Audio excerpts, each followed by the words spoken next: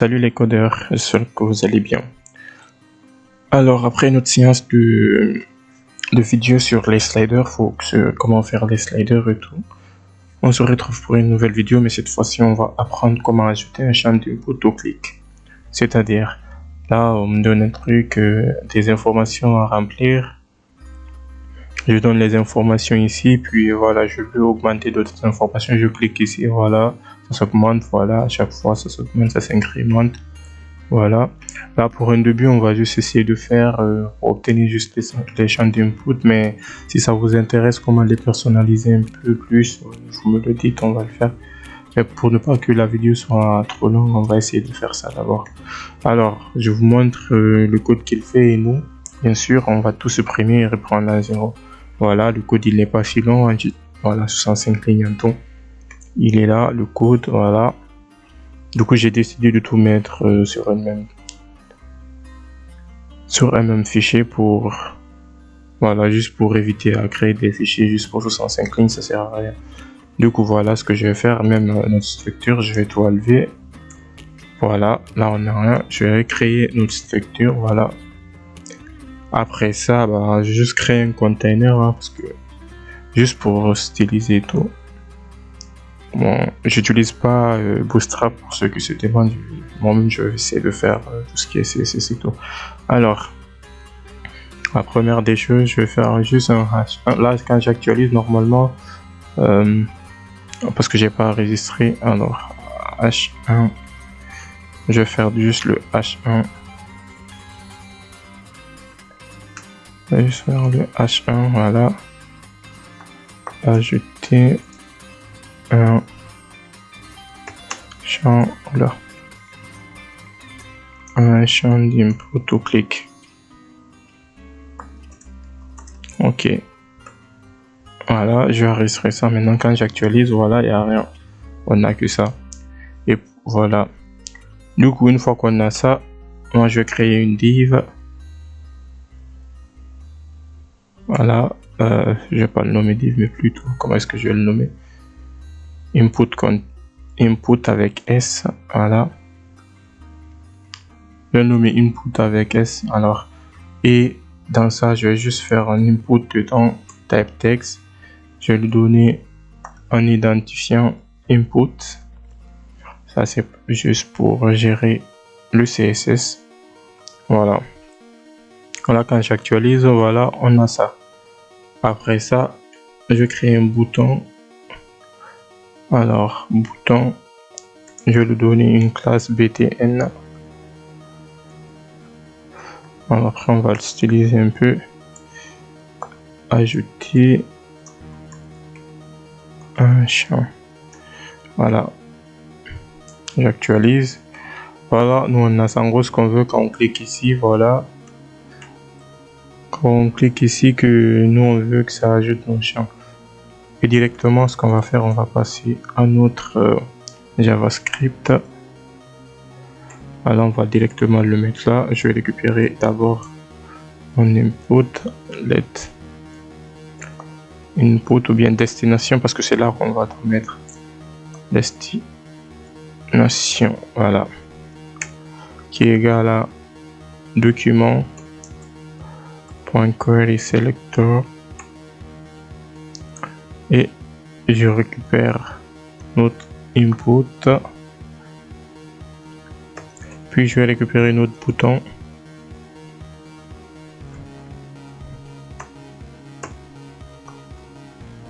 Toujours avec document.querySelector. Je l'avais nommé btn, donc btn, oula. Ah oui, désolé. btn, je vais y arriver. Ok, une fois qu'on a ça, on va faire un btn.add event listener click virgule, et on va appeler notre fonction add champ. Pour l'instant, je l'ai pas créé. On va le créer de suite. On va dire que quoi, fonction add champ, on va l'implémenter direct. Il faut que je désactive ça chaque fois je fais. Alors fonction add champ qui va prendre un paramètre. Non, on va le même. Ok, on va le donner le E. Puis on va mettre e.prevent default pour éviter. Voilà, prevent. J'espère que c'est comme ça qu'on écrit. Alors j'espère juste que c'est ça. Ok. Et .prevent default. Une fois qu'on a ça, juste faire ça pour voir si ça marche. Alerte. Ok. Je vais juste actualiser, voir s'il n'y a pas d'erreur. On n'est pas à l'abri des erreurs. Jusqu'à présent, c'est bon. Ok. Donc là, il n'y a pas d'erreur. Je vais enlever ça parce que c'est embêtant d'avoir ça à chaque fois. Et nous, ce qu'on va faire ici, on va juste faire elle va nommer quoi? Destination. Destination. Point inner HTML plus égal à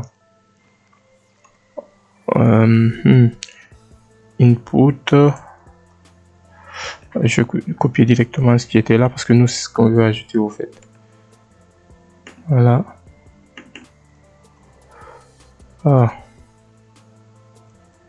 Allez, je vais utiliser simple code parce que là j'utilise des doubles codes dedans, donc c'est mieux d'utiliser les simples codes ici.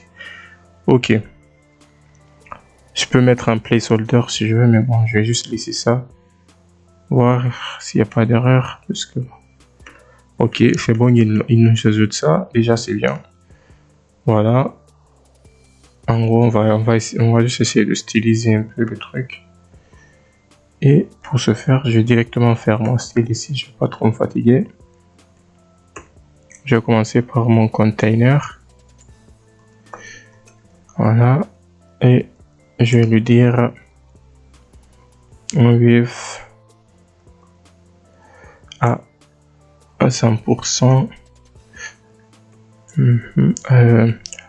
Un display flex.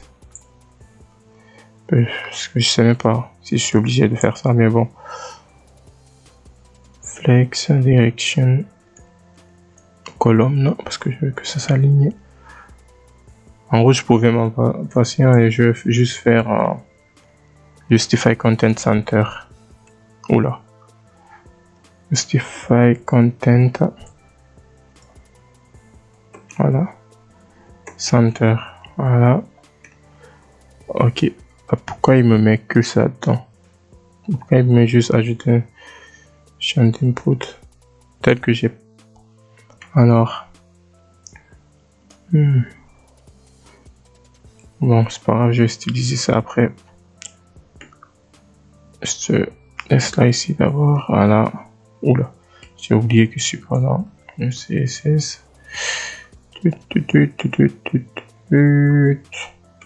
Allez, on supprime ça. On va juste laisser comme ça. Voilà, en gros, j'ai changé, mais bon. Maintenant, on va styliser notre input.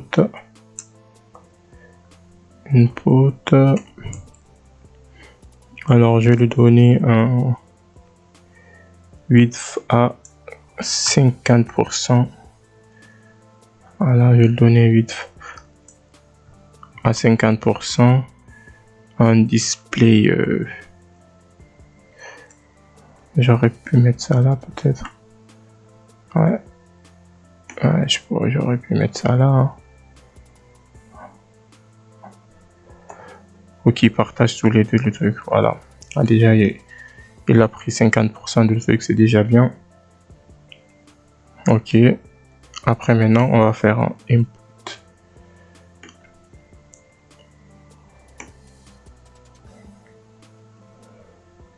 Un width à 100%. Je pense que c'est comme ça que je l'avais nommé. Alors, j'avais dit ID, donc c'est au lieu d'un point 515. Voilà. Et j'ai actualisé. Ok, là c'est bon. Juste dans notre input ici, quelque chose qui me semble pas du tout correct. Bon. Ah ok, c'est bon. D'accord, c'est bon. Alors, dans notre input, je vais juste donner un padding, align item center, align item center. Non, voilà, ok. Et je vais lui donner un padding de 10 pixels pour que ça soit un peu, voilà, comme ça, quoi. Voilà. Et quoi encore?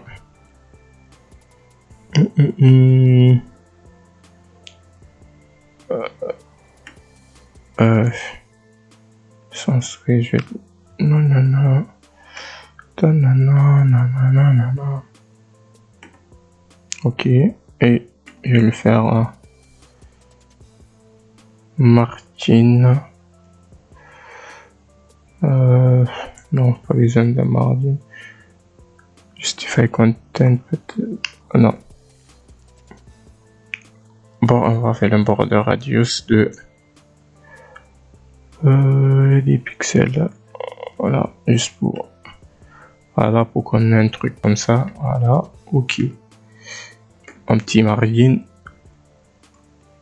de 20 pixels. Ok, ok. Là, déjà, c'est bon. En gros, parce que là, on est à la fin de la vidéo, parce qu'on a tout fait. Le but, c'était d'ajouter des champs d'input et tout, donc on l'a fait. Du coup, je vous invite à liker la vidéo et à vous abonner pour ne rater aucune de nos vidéos. Parce que là, pour l'instant, on va faire des astuces et tout, et après, on va commencer à faire des cours, des vidéos qui seront plus en plus intéressantes, quoi. Parce que là, on donne juste des astuces de développement, quoi. Des petits trucs dont on a besoin au quotidien, quoi. Alors, pour revenir à nos boutons, donc là, c'est bon. Je vais peut-être styliser notre bouton, non? BTN, voilà. Allez, je lui donne un background cyan. Vous pouvez utiliser background color. Background, en fait, c'est si vous voulez utiliser plusieurs trucs en même temps, plusieurs propriétés. Et moi, je vais lui donner un width. Je vais diminuer peut-être sa taille, je lui donne un width de 100 pixels peut-être. Voilà. Peut-être un petit padding. Hein. Au lieu de donner de... Sinon, je lui donne un height. Si je veux pas le donner de padding, un height de 22 pixels. Naturel, voilà. Allez, on monte un peu en double. Allez, on fait 50, c'est mieux. On va même aller un peu plus. Voilà, 50, je pense aussi que c'est trop. Allez, 40. Et je vais me faire border radius de 5 pixels. Faut pas que ça soit trop arrondi non plus. Voilà. Si vous voulez, on peut mettre un truc effet d'animation du tout. BTN hover. Ah, 2 points hover plutôt. Il faut que je supprime ça.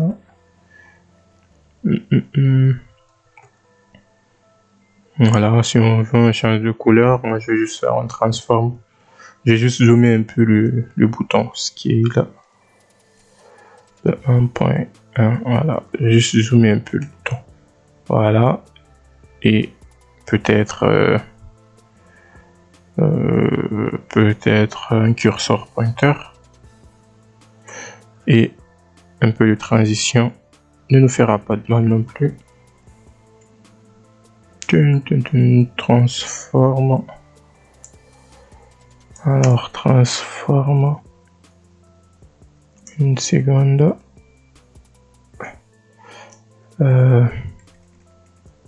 Easy in out. Voilà, easy in out peut-être. Je pense que je vais laisser linéaire, c'est mieux. Si c'est un peu là, on peut diminuer. Voilà. 0.5 secondes. Voilà. Ok, allez, point 2, que ce soit un peu plus rapide. Ok, ouais, c'est bon, je crois. Voilà, vous pouvez ajouter vos champs d'input et tout. Ok, bah voilà, c'est déjà la fin de cette vidéo. Si ça vous intéresse, je peux aussi vous proposer une vidéo là où on supprime ça après avoir ajouté et tout. Voilà, qu'on peut supprimer celui-là ou celui-là en sélectionnant. Et là, en plus, voilà, il y a un truc là que je dois juste vous montrer. Là, par exemple, si je fais ça, tac, tac, tac, je rends n'importe quoi là. Et que je rends n'importe quoi ici encore. Quand je suis ajouté, bah voilà, ça a effacé tout ça, tout ce qui était là. Du coup, parce que là, pour ne pas que la vidéo soit un peu plus longue, je vous propose de faire une nouvelle vidéo. Là, on va utiliser une autre méthode parce que là, j'ai utilisé une heure HTML et il y a plein de méthodes qui nous permettent d'ajouter des champs d'input. Du coup, on va avoir une prochaine vidéo, comment utiliser d'autres méthodes pour ajouter ces champs d'input. Désolé. Alors, et pour pouvoir garder tout ça là, il y a beaucoup de méthodes. Soit on peut utiliser l'append et tout comme ça. Il y a beaucoup de choses qu'on peut utiliser quoi. Du coup, moi je vous dis ciao et on se voit la prochaine fois pour une nouvelle vidéo. Et n'hésitez surtout pas à vous abonner, à liker quoi, pour pouvoir nous motiver un peu parce que c'est du boulot de pouvoir faire une vidéo. J'imagine que vous savez déjà. Alors, on se voit la prochaine fois et d'ici là, entraînez-vous très bien. Ciao, ciao, ciao.